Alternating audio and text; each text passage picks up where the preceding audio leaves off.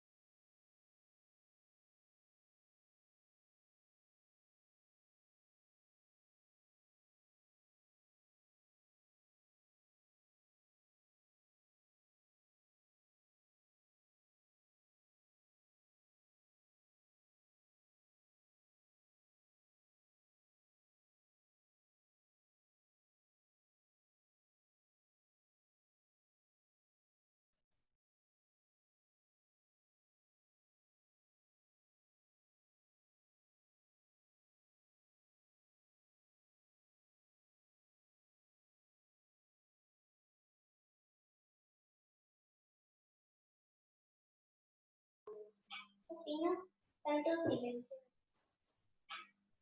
Inicia tu cámara.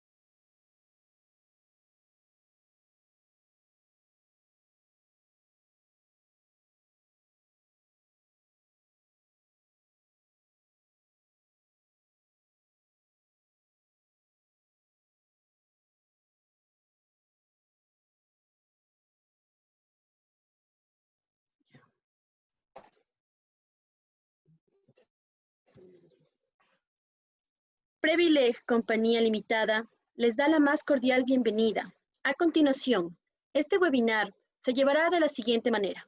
Primero pasaremos a la presentación de nuestro profesor internacional invitado y al final seguiremos con el foro de preguntas.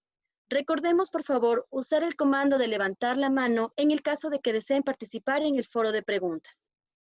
Tengo el honor de presentar al doctor Sebastián Roche, especialista en cirugía general y laparoscopía, cirujano del Hospital Italiano de Buenos Aires, Argentina, miembro del equipo de pared abdominal del Hospital Italiano, que trae para nosotros en esta noche manejo de eventraciones con pérdida de domicilio. Doctor Sebastián Roche, bienvenido. Hola, muy buenas tardes para ustedes y, bueno, buenas noches para nosotros.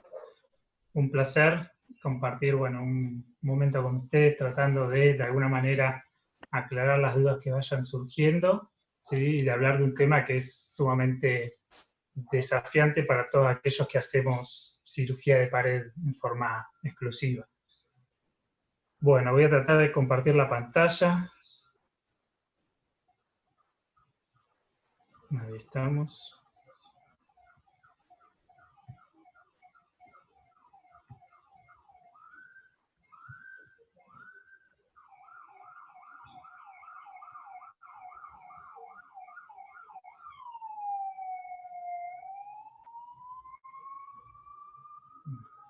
Ahí se ve.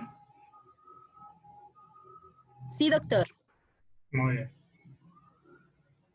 Bueno, se escucha bien también. Sí, doctor. Bueno, ya la presentación ya fue dada. La idea es, de alguna manera, se podría decir algunos aspectos básicos, entre comillas, porque es un tema sumamente complejo, de cómo podemos encarar o enfrentar a este tipo de pacientes. En sí, lo primero que hay que hacer es definir de alguna manera qué es una eventración con pérdida de domicilio o de dominio. Hay múltiples definiciones. Lo clásico es aquella eventración o hernia donde todo el contenido del saco excede de alguna manera la capacidad o el volumen, ¿sí?, de la cavidad abdominal. En otras palabras, en forma más sencilla, sería que hay más contenido fuera del abdomen que dentro del abdomen. Este sería un caso, es una eventración grande, ¿sí?, con una gran pérdida de domicilio, con su tomografía correspondiente. Algo similar, donde ya vemos además un compromiso de la piel, ¿sí?, que es bastante frecuente en estos casos debido a la gran presión que ejercen las vísceras sobre el saco de la eventración. Otra cosa importante que tienen que tener en cuenta es que no siempre toda eventración con pérdida de domicilio es aquella que tenga un anillo grande.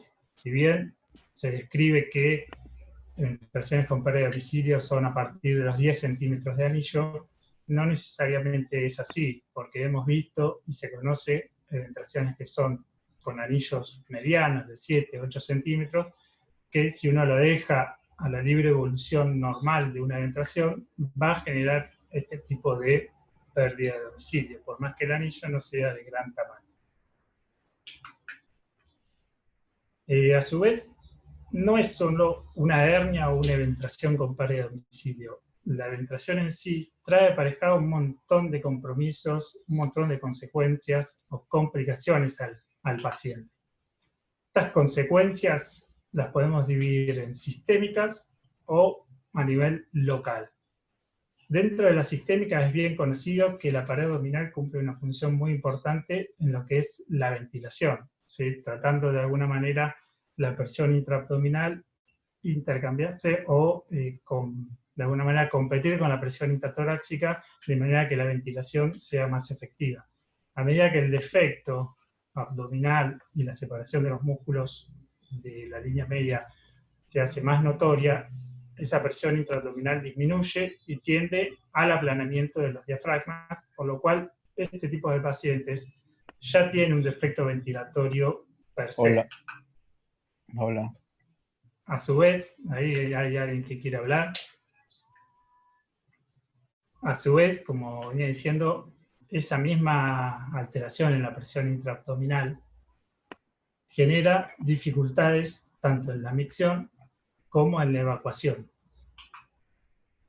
Y en lo que respecta al compromiso o secuelas que pueda generar a nivel local, esto se da en cualquier tipo de penetraciones o hernias. Si uno la deja no la trata, la misma retracción de los músculos laterales del abdomen genera que el defecto vaya aumentando de tamaño con el correr de los meses o de los años. Por lo cual, ese aumento va a ser progresivo. A su vez, la salida de gran cantidad de contenido intestinal o del colon o cualquier contenido que tenga el saco, se genera una inflamación crónica por el mismo roce de las estructuras con el anillo fibroso que compone la eventración, sumado a distintos defectos o alteraciones vasculares que sufren las asas intestinales, por lo cual hay una inflamación crónica que de alguna manera también se asocia con esas dificultades en la evacuación que pueda presentar el paciente.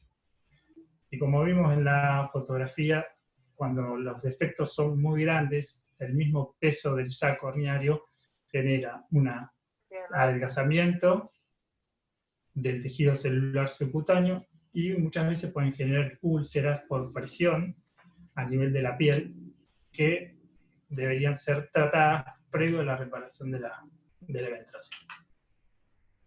Ahora bien, tenemos este tipo de pacientes con un gran defecto abdominal, ¿sí? Una eventración con gran pérdida de domicilio, o el paciente de la derecha que también tiene una gran salida de contenido intraabdominal hacia el saco hernial.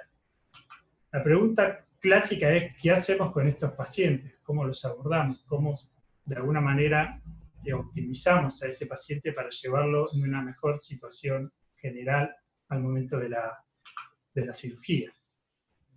Entrando ya en lo que es el manejo en sí de estos pacientes, los podemos dividir en 3 periodos, ¿sí? Uno preoperatorio, uno intraoperatorio o quirúrgico propiamente dicho, y otro que es el posoperatorio, donde tratamos de manejar las posibles complicaciones que pueda presentar el paciente. De estos 3, y a mi criterio el más importante, y el que vamos a hablar ahora, es el preoperatorio.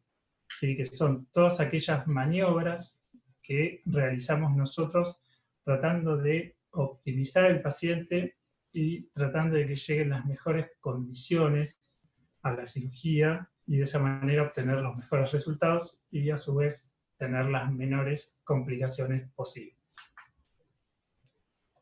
Un dato fundamental en este tipo de pacientes es los estudios complementarios por imágenes, y de ellas la tomografía es algo que sí o sí debemos pedir a este paciente. No debe, a mi criterio, operarse un paciente con este tipo de hernias sin un estudio por imágenes como la tomografía. Pero bien, ¿qué nos aporta? ¿Qué importancia tiene una tomografía en estos pacientes? Primero que nada, nos va a, de alguna manera, delimitar el tamaño del defecto. ¿Qué tan grande es el defecto? ¿Dónde está localizado? Si está relacionado con estructuras óseas, que eso complejiza aún más la cirugía. Nos va a mostrar de alguna manera cómo es la estructura muscular o la masa muscular del paciente. Hay muchos pacientes que tienen eventraciones por pérdida de sustancia, por algún accidente o por cirugías oncológicas, donde hay resecciones de pared, que eso también complejiza aún más la reparación y el tratamiento del paciente. Muchas veces son pacientes multioperados, que ya fueron operados por otras eventraciones que recibieron, y eso también nos va a dar una imagen de, muchas veces se puede ver la malla donde está colocada, si fue operado por la paroscopía, se pueden ver los tuckers, dependiendo de qué materiales use para la fijación. Y otro dato también fundamental es, de alguna manera, ver el contenido del saco que lo compone. Y si bien el índice de Tanaka, que es un índice que se utiliza globalmente, nosotros tenemos también mayor importancia a lo que es el examen físico. El índice de Tanaka lo que hace es comparar el volumen, ¿sí?, del saco herniario en comparación con el volumen de la cavidad. Si esa relación es mayor a un 25%, estaríamos en condiciones de hacer algún tratamiento preoperatorio. Pero como dije anteriormente, el examen físico es fundamental. Siempre hay que examinar al paciente de pie. Muchas veces de pie se ve que es un gran saco con un gran contenido, pero el paciente, una vez que se acuesta, todo ese contenido muchas veces se reduce y eso nos da una idea de que casi seguro se va a reducir en el momento de la cirugía. Y muchas veces con solo la evaluación física nos da a entender que no hace falta hacer algún tratamiento preoperatorio, sin haber sacado el índice de Tanaka. Ahora bien, son pacientes habitualmente sumamente complejos, ¿sí? No solo por su hernia en sí, sino porque suelen ser tabaquistas, o diabéticos, o hipertensos, o también la obesidad es un factor de riesgo para este tipo de operaciones bastante frecuentes, por lo que habitualmente se requiere de un manejo multidisciplinario, ¿sí? Compuesto por un neumonólogo, por un cardiólogo, un clínico, un nutricionista y, si es posible, también el anestesiólogo. De todos estos, el neumonólogo cumple una función muy importante a través del estudio funcional respiratorio, a través de la espirometría, porque como dije anteriormente, son pacientes que ya de por sí tienen trastornos ventilatorios, y si uno piensa de ingresar todo ese contenido a la cavidad abdominal sin un tratamiento previo, va a traer complicaciones en el postoperatorio inmediato y principalmente ventilatorios, que en el mejor de los casos puede generar algún trastorno en los primeros días de postoperatorio, pero puede llevar a la insuficiencia respiratoria aguda y al fallecimiento del paciente. Por lo cual, otro estudio fundamental en estos pacientes es la espirometría con una evaluación neumonológica. Como dije, tienen múltiples comorbilidades. Lo ideal es que un clínico las evalúe y las corrija de manera óptima antes de la llegada de la cirugía. Un factor también importante es la obesidad. Es sumamente frecuente que estos pacientes tengan sobrepeso, que debería ser corregido antes de la cirugía. Es muy difícil, uno les dice a los pacientes que bajen de peso, pero la gran mayoría, el 80% de los pacientes no bajan de peso, por lo cual uno tiene que charlar bien con el paciente y explicarles que si no bajan de peso, tienen más riesgo de complicaciones intraoperatorias y posoperatorias. Lo ideal es que tenga por lo menos un índice de masa corporal menor a 25, pero la realidad nos dice que es muy difícil llegar a esos valores. Después, bueno, la evaluación cardiológica habitual, como cualquier otro tipo de cirugías, y la evaluación de un anestesiólogo, porque muchas veces si es un paciente obeso, la dificultad en la intubación puede estar agregada. Ahora bien, una vez que ya tenemos el paciente, ya le hicimos la tomografía, ya determinamos el tamaño del anillo, ya determinamos la ubicación del defecto, la estructura muscular, le hicimos la espirometría, tiene un deterioro leve de la función respiratoria, estaría en condiciones de alguna manera de operarse. Bueno, ahí hay que ver cómo seguimos.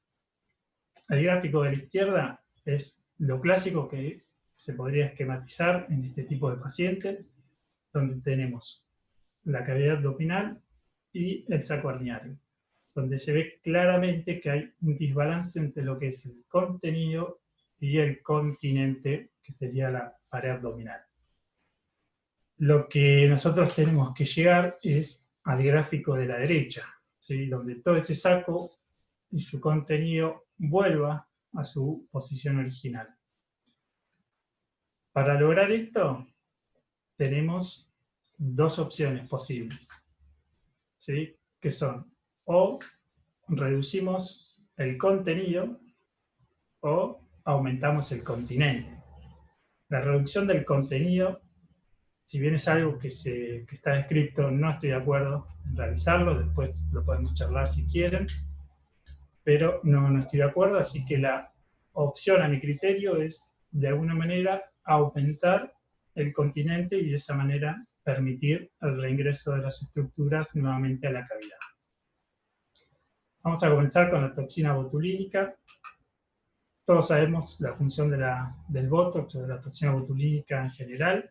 Produce una inervación química, generando una parálisis flácida a nivel de los músculos, de acuerdo a la aplicación o el sitio donde se coloque.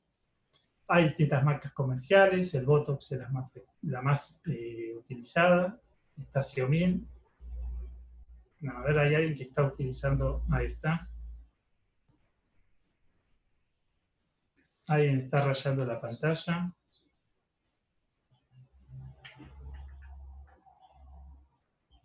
Bien. Entonces, estas son las 3 marcas comerciales más habituales o más utilizadas. La utilización del Botox en cirugía de la pared abdominal comenzó aproximadamente en el año 2008-2009 por el cirujano plástico Tomás Ibarra Hurtado, que lo aplicó justamente en los músculos laterales del abdomen para, de alguna manera, aumentar la cavidad y de esa manera permitir el reingreso de las vísceras. Distintas publicaciones fueron subsiguientes al estudio de él.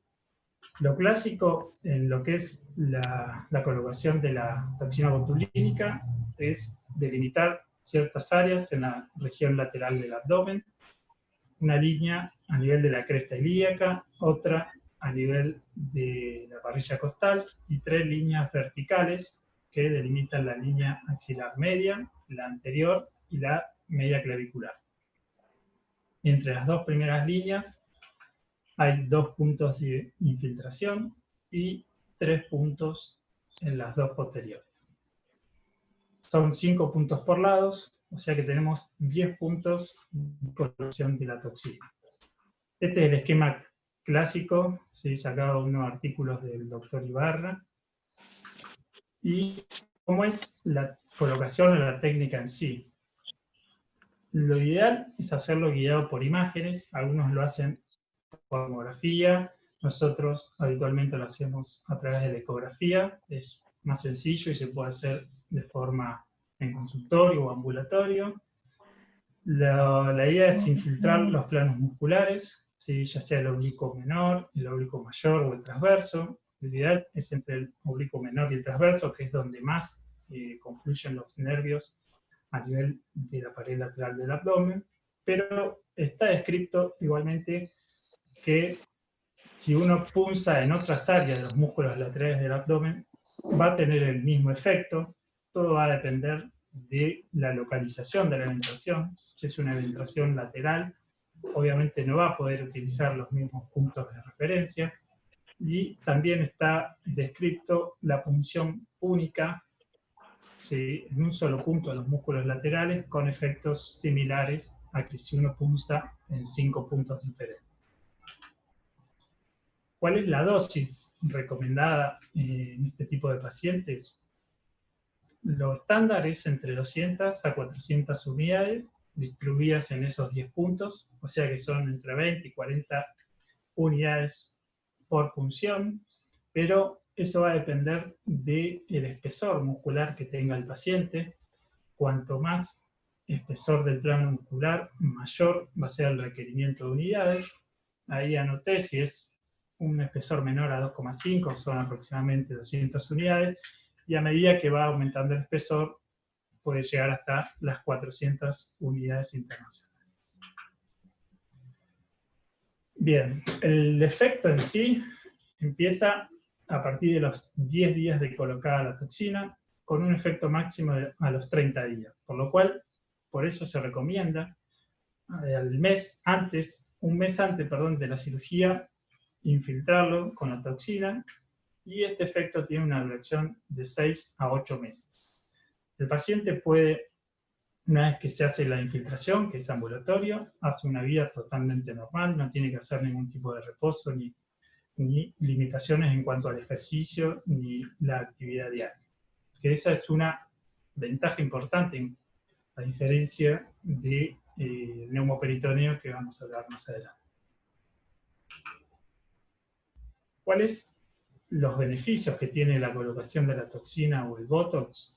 Por un lado, la parálisis que genera va a generar una elongación de los músculos laterales del abdomen con un afinamiento de todo el componente muscular y la aproximación de los músculos a la línea media con la disminución del anillo ventral. Acá vemos dos imágenes. La imagen de la izquierda es sin la aplicación, la de la derecha con la aplicación, donde se ve claramente una reducción del tamaño del anillo. En esta imagen también las mismas características, hay un afinamiento de los músculos de todo el complejo muscular lateral. Y por último, el alargamiento hacia la línea media de los músculos laterales. Ahora bien, el neumoperitoneo es una técnica mucho más antigua, ¿sí? Ya lleva 60, 70 años de aplicación. La describió justamente el doctor Connie Moreno, como dije, ya hace más de 70 años. ¿Qué beneficios tiene? ¿Cuáles fueron los beneficios que él describió? Produce, de alguna manera, un aumento progresivo de la presión intraabdominal. Eso permite que todo el organismo, y principalmente lo que es la función respiratoria del paciente, vaya como adaptándose a ese futuro reingreso del contenido del abdomen en el momento de la cirugía. También genera la elongación de los músculos, aumenta la cavidad abdominal en general, produce además una liberación o una lisis de todas las vías que pueden haber a nivel del saco ventrógeno, y a su vez mejora la circulación portal que estaba ya alterada previamente.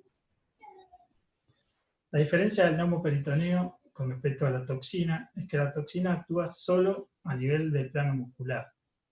En cambio, el neumoperitoneo actúa en el músculo, ¿sí? Generando la elongación del afinamiento, pero también actúa en la cavidad abdominal, aumentando de alguna manera la capacidad o la contención, que eso no lo genera la toxina.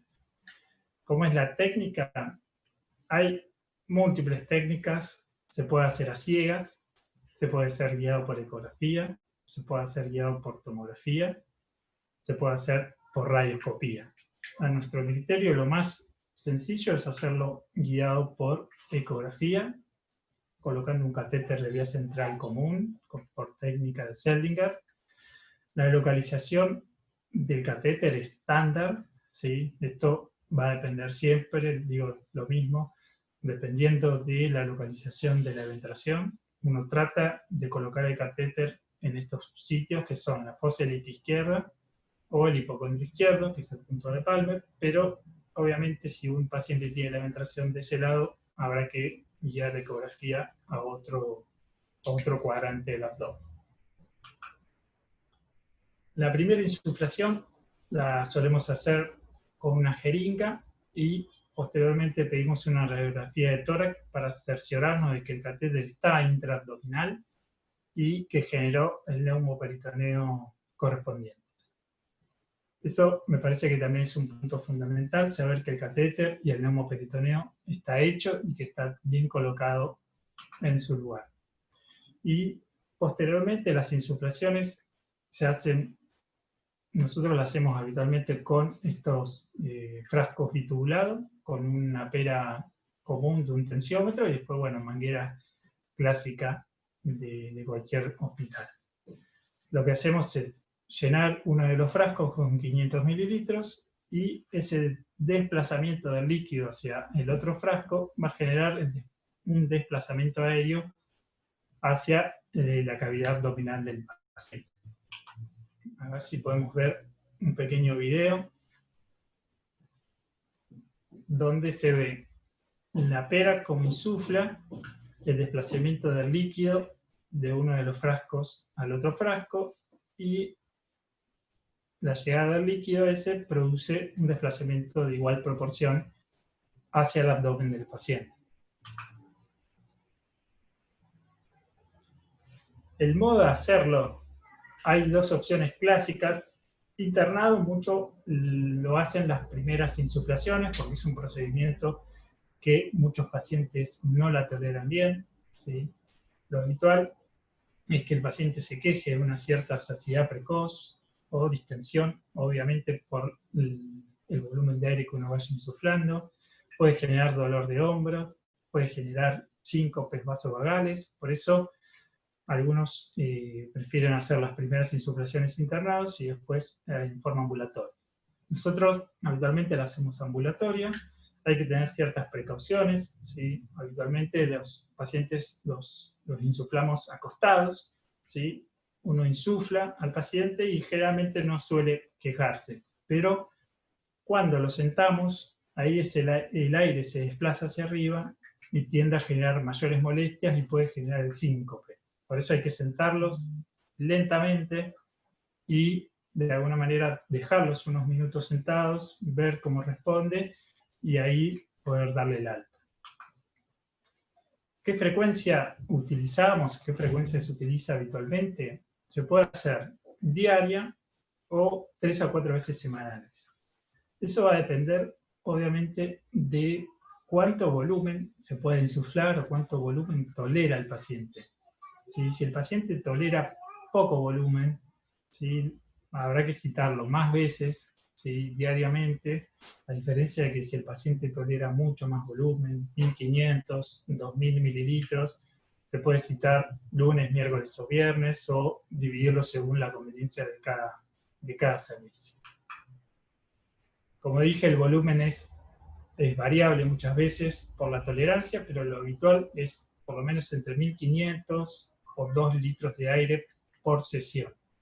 Y el volumen final que uno llega, eso de alguna manera lo va a ir guiando o viendo según, como dije anteriormente, la tolerancia del paciente y cómo va de alguna manera transformándose o modificándose la estructura abdominal. Lo ideal es colocarle algún tipo de faja al paciente para evitar que todo el aire se vaya hacia el saco. Tratar de comprimir con una faja, eso es suficiente habitualmente, pero cuanto más apretada, más molestias puede generarle al paciente. ¿Cómo hacemos los controles? ¿Sí? ¿Cuándo decidimos, bueno, ya no insuflamos más, ya estamos bien? Habitualmente también comenzamos por lo menos un mes antes de programar la cirugía. Solemos hacer una tomografía previa al comienzo del neumoperitoneo y unos días antes de la cirugía. Esa es una opción, si no, también está el estudio por neumonólogo a través de una espirometría, se puede hacer en forma semanal y de alguna manera ir viendo cómo ese aire va generando cierta restricción hasta un punto y luego a medida que los flancos se distienden, esa restricción empieza a disminuir. Esto es una tomografía de un paciente previo al comienzo del neumoperitoneo y llega al momento de la cirugía donde vemos toda la entrada de aire. Si bien el saco se ven algunas asas, se produjo una lisis importante de las vías que pueda generar con el desplazamiento hacia el abdomen. Esta es la forma más que nada académico, se le pidió radiografías para ir viendo y graficando cómo fue ingresando el aire a la cavidad. Y lo que les decía recién, el control por espirometría, donde a medida que uno aumenta el volumen de aire, a medida que aumenta las semanas de insuflación, la restricción empieza a aumentar, hasta un punto que es donde se podría decir que los flancos abomban, el concepto que se utilizaba anteriormente, y ahí la restricción empieza a disminuir. Ahora bien, hay múltiples estudios ya descritos de buenos resultados del neumoperitoneo, no es nada que vaya a descubrir yo. Ya se viene utilizando, como dije, hace más de 70 años. Se describen elongación de los músculos, afinamiento también de los músculos, aumento de la capacidad abdominal, ¿sí? Que, como dije, los diferencia de la toxina, que solo actúa a nivel del plano muscular solamente. Esta peor parte, se podría decir, pero en general las complicaciones del neumoperitoneo son menores en el 95% de los casos. Es sumamente raro generar algún tipo de complicaciones mayores descritas, como puede ser una embolia gaseosa por punción a nivel de algún vaso, que la verdad que nunca lo vi. Lo habitual es que pueda haber una cierta infección del sitio de entrada del catéter o algún hematoma pericatéter. Lesiones viscerales tampoco vi, pero se sabe que si uno punza una víscera hueca con una aguja o un catéter, la verdad que el diámetro del catéter no generaría mayores complicaciones. No es algo que uno desee de realizar, por eso lo ideal es guiarlo por tomografía o por ecografía, pero no tampoco se ve frecuentemente. Sí, son las complicaciones menores lo más habitual. Bueno, ahora voy a presentar un caso, ¿sí? Un caso nuestro para que mostrar un poco a ver la conducta que realizamos nosotros en cuanto a lo que es el pre y el operatorio propiamente dicho. Este es un paciente que ya había sido operado en 2 o 3 oportunidades por lo menos en otro centro con colocación de malla según refería el paciente y consulta por una eventación recidivada grande, bastante grande, a nivel de fosa ilíaca derecha. La verdad que el origen de la eventación no es muy clara, ¿sí? Él dice o refiere que fue operado de hernia inguinal y que a partir de eso se le fue generando la verdad que no fue operado de apéndice, así que no podemos sospechar de una incisión de McBurney, pero bueno, llegó así la consulta. Con este tipo de ventraciones nosotros pedimos una tomografía siempre. A ver si se ve el video.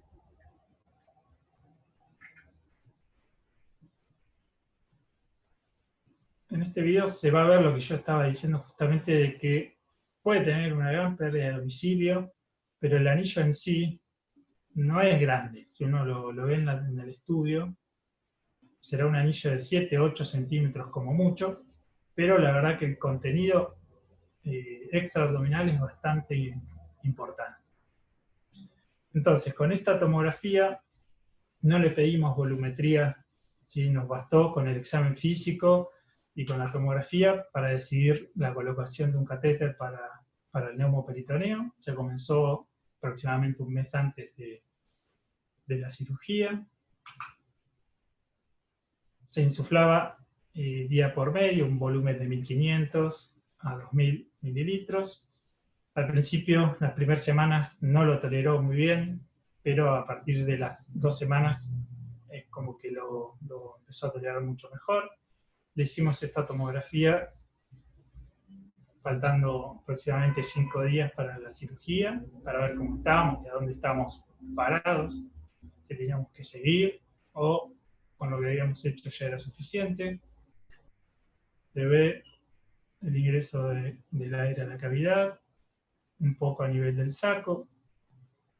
Había liberado algunas asas que estaban contenidas en el saco, quedaba todavía, pero considerábamos que era suficiente como para operar al paciente. Este tipo de pacientes que tienen ese tipo de ventraciones, con esos colgajos, solemos encararlos por una incisión inferior, como si fuera una abdominoplastía. Ahí tenemos la tomografía comparativa del previo al neumoperitoneo. Esta es de perfil.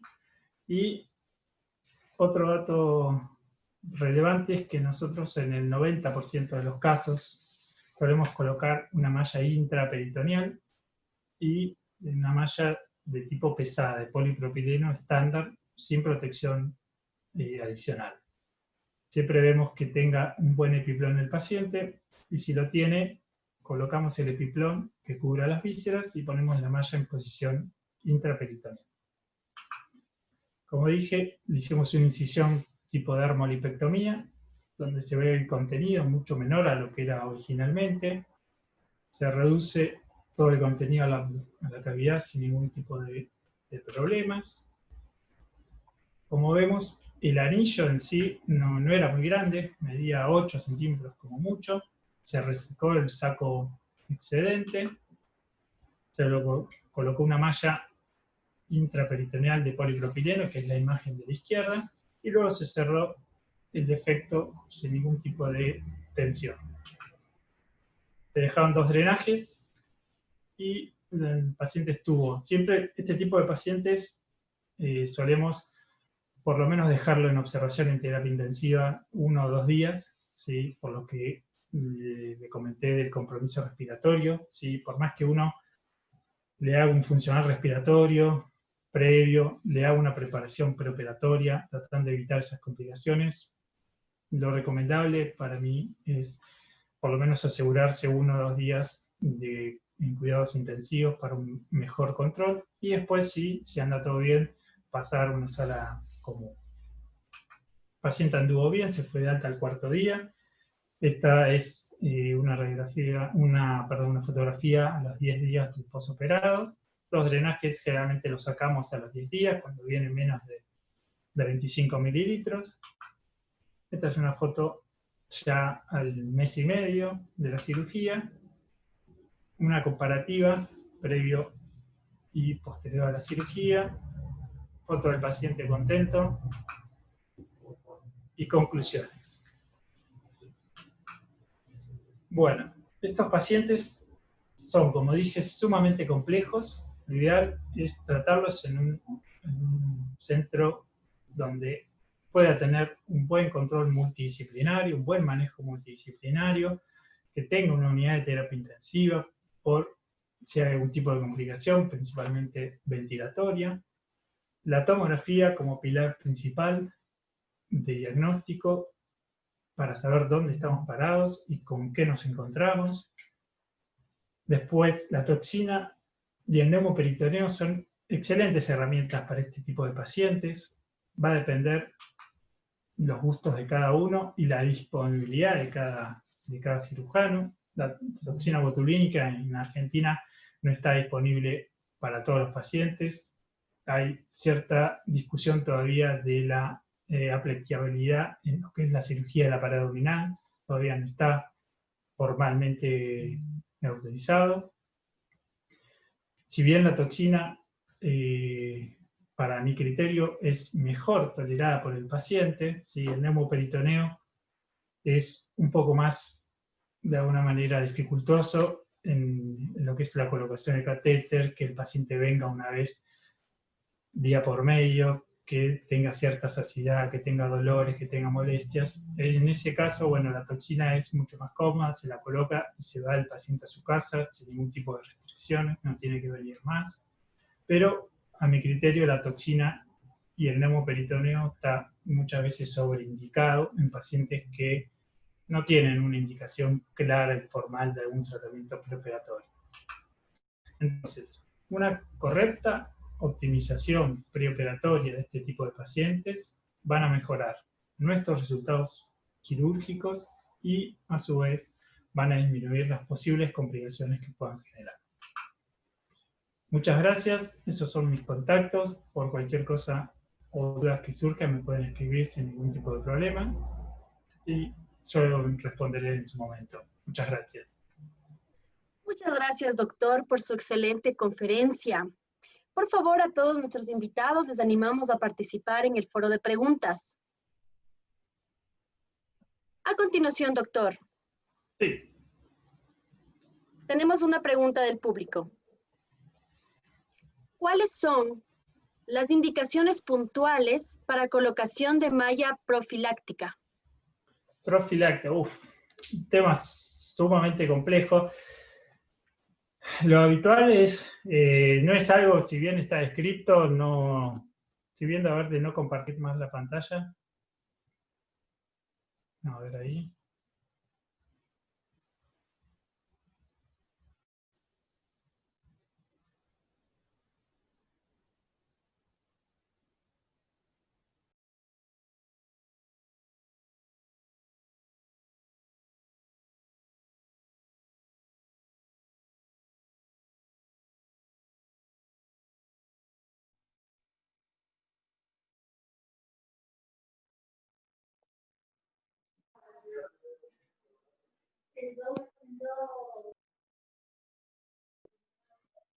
Claro, muchos que van a venir importantes para autorizar, ver si tiene riesgo alto o bajo.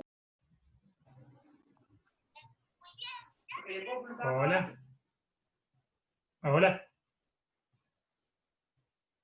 Ahora sí. Sí, se había tildado un poquito. La malla profiláctica es algo bueno que está bastante de moda actualmente. Hay de distintos scores, pero no hay uno estandarizado que se pueda tomar bien, pero en general son pacientes obesos, ¿sí? Con índice de masa por lo menos de 30, eso sería una de las indicaciones. Paciente POC, o pacientes también multioperados y pacientes oncológicos, sería una de las indicaciones.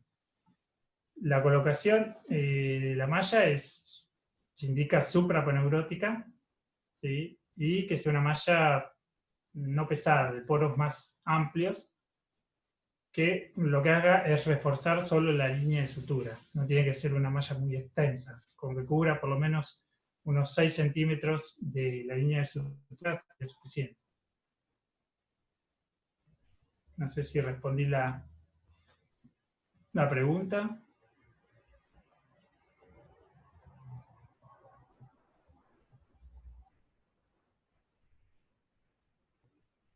¿Algún otro comentario, pregunta que tengan? Y doctor, Sí. a continuación voy a dar paso a la doctora Gabriela. Sí. Ella tiene más preguntas para usted, mi doctor.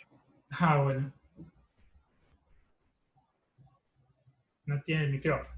Sí, está desconectada. Esperemos un segundito, ya le comunico en este momento.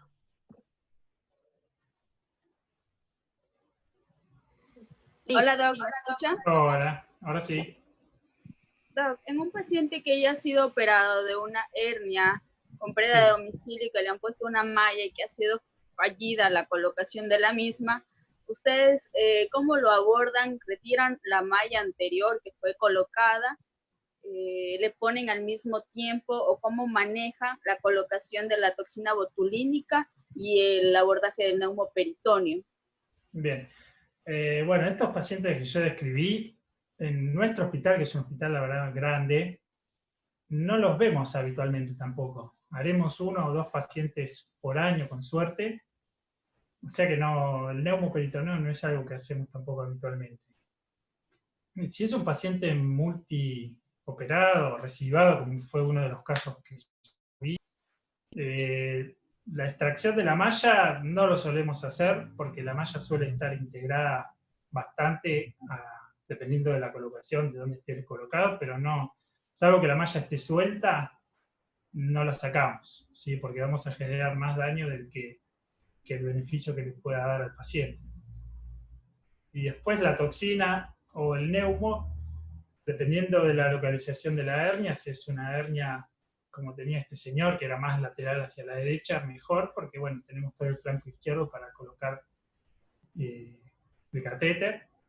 Y en todo caso, si es necesario colocar toxina, bueno, colocarla del lado izquierdo y a lo sumo buscar algún punto de infiltración del lado derecho, no utilizar todos los 5 puntos del lado derecho donde está la hernia. Pero bueno, uno si tiene la ecografía se guía bastante y tiene mucho menos riesgo de que se pueda complicar. Doc, ¿cómo saber cuándo voy a necesitar toxina botulínica al mismo tiempo que el neumoperitoneo? Nosotros hacemos un control tomográfico del neumoperitoneo y todo, pero ¿cuándo saber que necesito colocar toxina botulínica como para poder operar? Bien. Sí, la toxina lo que hace es relajar el músculo, ¿sí? Con la idea final de llegar a aproximar los músculos a la línea media. Si uno tiene defectos de más de 10, 12 centímetros, ¿sí? Es prácticamente imposible, sin un tratamiento previo, ¿sí? Llegar a juntar nuevamente los músculos rectos en la línea media.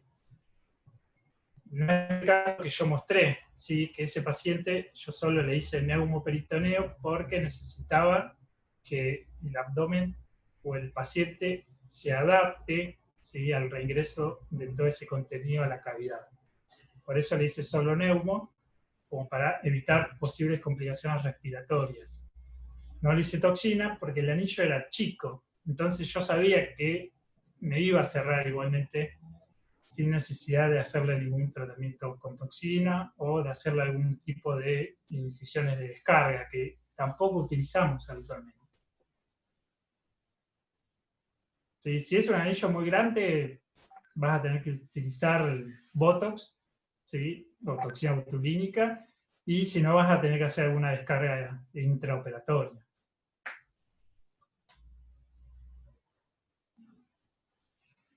Muchas gracias. No, Listo, mi doctor.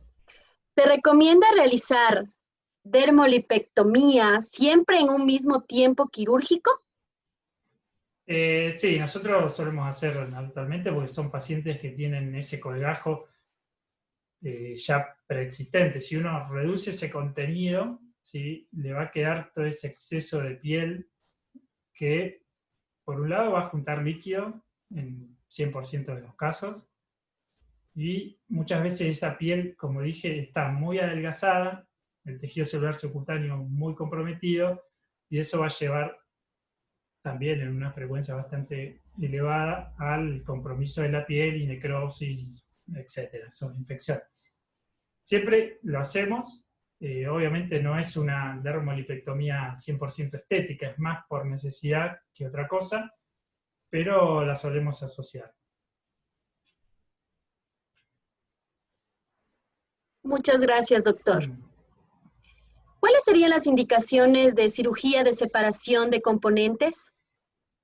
Y también, como dije, no, cuando la línea media, el defecto es tan grande, ¿sí? Que uno no puede llevar los músculos nuevamente a su posición original.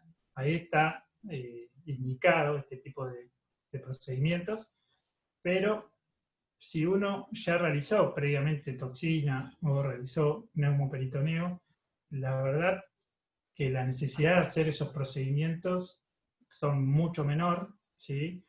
Con los riesgos o complicaciones que tienen. No son cirugías que no tengan complicaciones. Puede generar sangrados, puede generar más debilitamiento de la pared muscular. O sea que si uno ya le hace tratamiento previo, la línea media se va a cerrar en un 95% de los casos. Muchas gracias, doctor. Bueno, esto ha sido todo por hoy. Le agradecemos nuevamente, doctor, por acudir a este webinar, por impartir su conocimiento. Realmente fue muy interesante. Y pues Previleg agradece a todo nuestro auditorio. Bueno, Que tengan una excelente noche. Gracias, doctor. muchas gracias.